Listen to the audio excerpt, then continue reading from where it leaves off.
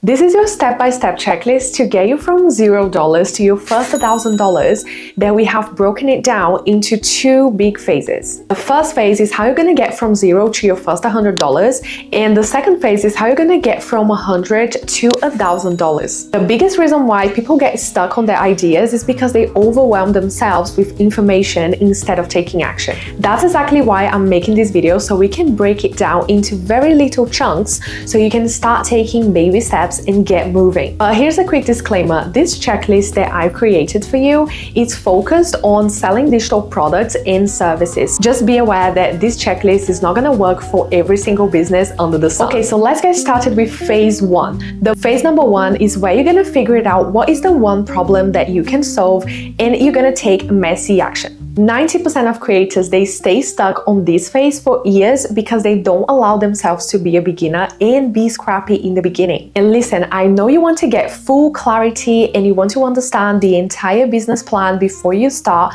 but that's not going to happen. No matter how many videos you watch or courses that you buy, the only way to figure it out what the next step is by taking the first one. And listen, I'm gonna give you this detailed checklist for free, but if you just go ahead and download it, you're not gonna understand what you really need to do and why, and it's probably gonna be another freebie that you download it and never take action. So make sure you watch this video until the end so you know exactly what you need to do and why. The most important thing that you are going to do on this phase one is to identify what is the problem that you are going to solve. We are in the problem-solving industry. That's essentially what a business is. Amazon solves the problem of having to go out and buy things, offering amazing convenience for us so we can actually purchase anything from our sofa with next day delivery. This phone case here solves a problem of preventing my phone to break it when I accidentally drop it. And fun fact is that I have this phone for over 4 years now. It is completely intact because I bought a case and that protects it. Figure it out what is the problem that you're going to solve and how big this problem is, because the more painful the problem is, the more you can charge for it. Think about problems that you are deeply interested in solving, and if you have an emotional connection with that problem, that's even better. Start looking at your own life. What's annoying you? What is a product that you could create to solve that issue? So here's a quick exercise for you. Next time you go to a coffee shop with a friend or you scroll on stories on Instagram, pay attention to what people are complaining about, what are they struggling with, and identify their pain points. You are going to identify 3 pain points, and then you're going to brainstorm 3 digital product ideas for each one of them. What could be some possible digital solutions for these problems? I've got this comment on my latest video, and she's asking, how do you email market? How often do you send emails? What should we say to our audience? So what possible digital solutions could I create to solve that problem? I could create a masterclass teaching email marketing for beginners. I could create a Notion template with 20 email templates that they could use to start their email list. Or I could make a video teaching exactly how I do email marketing on my business. And if this is something that you are interested, just make sure you are subscribed so you don't miss it when the video goes live. Once you've identified what is the problem that you're going to solve, we are going to work on launching your beta. And yes, this is all about taking messy action. It's not about being perfect. This is something that I've learned with my first business coach, Michelle Rohr. She always says that launch now, tweak it later. And that is so freeing, because otherwise I would be until now just like perfecting my product. First of all, you are going to create a minimal viable product, aka MVP. This is the simplest version of your product to get people to solve that specific problem. Only include what's absolutely necessary. So for example, create email templates, but just in one format. Everything that is good to have, you don't do it.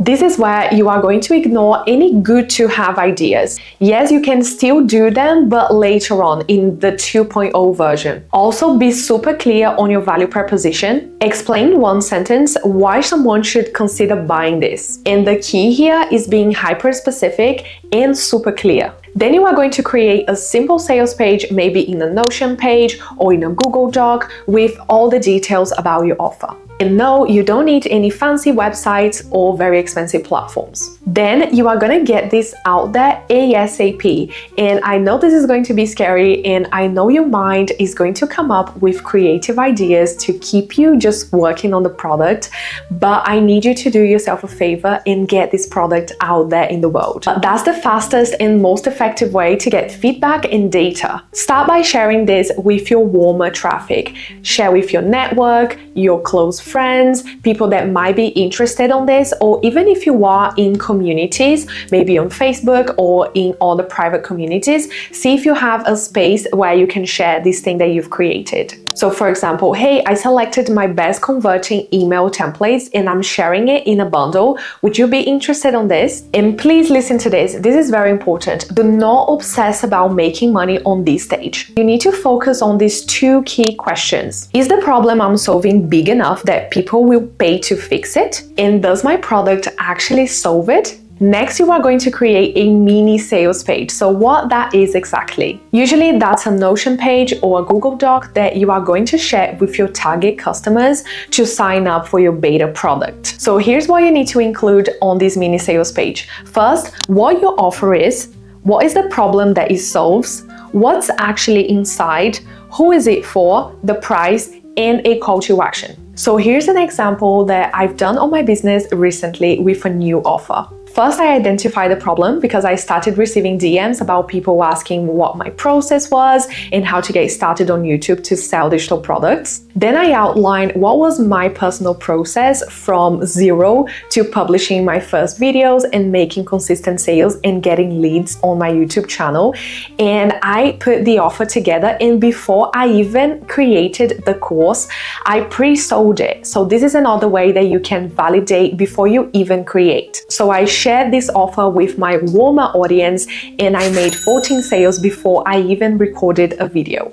So if you want phase 1, don't forget to grab your free checklist in the description below. In phase 1 is also where you're going to need to do some market research before you actually made a decision to create a product. And for that, I highly recommend you go and test it out Everbee, because it's exactly how you can see what people are already buying, and that gives you extremely valuable data and it helps you make more informed decisions before you actually create a product. On Everbee, you can see products that are actively selling and also see the trends. Are they selling just in a season? Are they selling all throughout the year? What are the keywords that they are using it, and how much money stores are making? I'll leave the link in the description if you want to check it out. Now we're going to finally move to phase number 2, which is how you're going to move from $100 to your first $1,000 selling your own digital products. At this stage, you already launched your first beta digital product, you already made your first sales, and now your focus should be on making this offer absolutely irresistible. This is the best foundation that you can ever make for your business, and is the same for every other business. And once you have an offer that sells and that delivers results, sky's the limit for you. It only depends on how many people you can get to see your product. Now that you've launched your beta and got feedback, we are going to analyze this feedback and apply it. What did they hate? Was it anything confusing, not detailed enough? What else were they hoping to be included? So here you can see some feedback that I got on my courses. So how can you add more value and wow your customers? This is where we're going to need your creativity to come up with solutions and ways to wow your customers. That can be bonus templates, that can be workbooks, that can be AI prompts or a private community, anything that really improves their experience going through your product. That's extremely important because happy customers are going to leave testimonials, they are going to recommend it to their friends, they can become affiliates and even help you sell your course. We need to get more eyeballs into this offer. And this is usually something that is so overlooked because we love the creating process, we love the building phase, but when it comes to doing the marketing and finding ways to get traffic to the programs, it's something that creators and business owners avoid it. But traffic, it's absolutely key. You can create the best digital product in the world, but it's not going to sell itself. Creating content is just part of this business. It's something that you cannot avoid, but you can find ways that you enjoy it in ways that it's easier for you. So here's how to start. First, pick one short form platform. Personally, I started on TikTok, and that's what I recommend if you are just starting out, because it's short form, it's easier, and even though I love YouTube, I think it's the best platform, it's also the hardest. Try to make it a little bit easier for yourself in the beginning and just go with a short form platform. And don't aim for perfection. Every post is just an experiment. And you might be wondering, okay, so what do I post? What should I create? Just document things that you are doing. Document what you are creating, document what you are going through, build in public, share your journey. This is the type of content that people love to watch. I personally love it. And there's lots of people that just want to see the real thing, what's going on behind the scenes. And you can do that right now. But always give value first. Think about how can you serve? What can you share that is going to be helpful for other people? How can you help them solve this problem specifically? So try to find your own rhythm. Add to your calendar what is the day that you're going to allocate for content creation, because it's absolutely crucial. It's something that you cannot avoid as a business owner, really. So each week you're going to find ideas, you're going to plan your content, and you're going to create and publish your posts.